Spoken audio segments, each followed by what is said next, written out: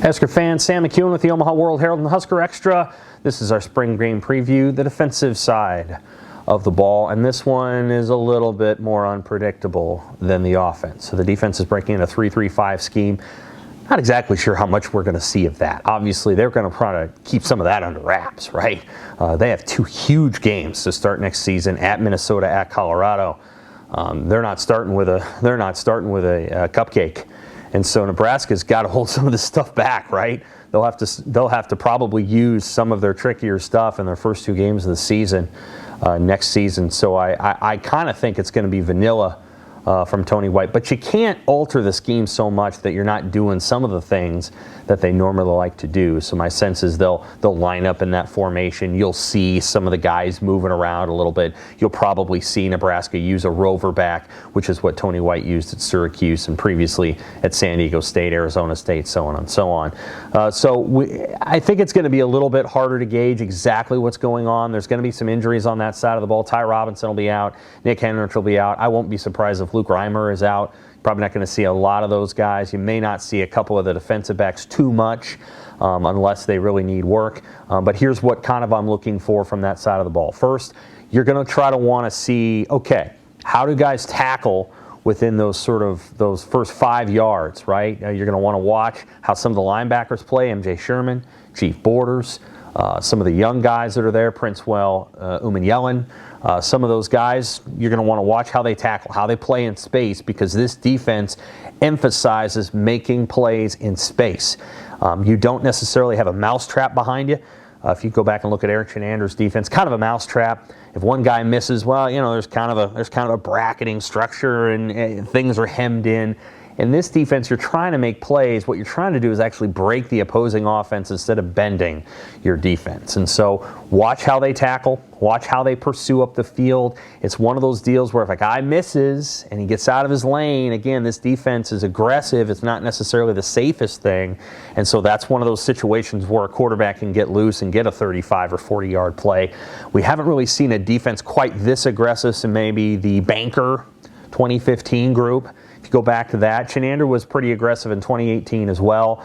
We haven't maybe seen something quite as aggressive since those two schemes, and those two schemes gave up some big plays, especially to quarterbacks. And so watch that a little bit. On the defensive line, you're going to have Stephon Wynn, Notch Huntmaker, maybe Elijah Judy got hurt. His ankle got rolled up on. And then maybe some younger players, A.J. Rollins, Jacob Herbeck, a few others to watch. But that group's still a work in progress. Won't stun me if they try to go after somebody in the transfer portal, a guy like Bear Alexander out of Georgia who's decided to transfer. Won't surprise me if they try to do that. They probably need a little bit more reinforcement up there, especially if somebody gets hurt. At the linebacker spot, again, Henrich isn't going to play. Reimer may not. It wouldn't surprise me if he doesn't.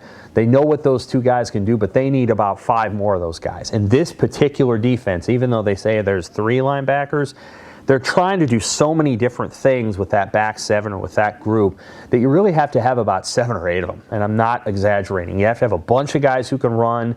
Maybe some of those are defensive backs. On some downs, those are going to be linebackers. It'll almost be like a 3-5-3 or a 2-5-4, all kinds of stuff that they'll be able to do.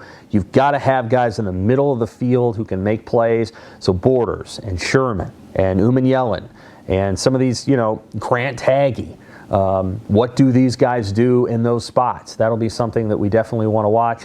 And then in the secondary, I think they feel pretty good about where their secondary is, right? So they've got corners. They got Quentin Newsome, and they got Malcolm Hartzog, unless they want to put Hartzog at safety.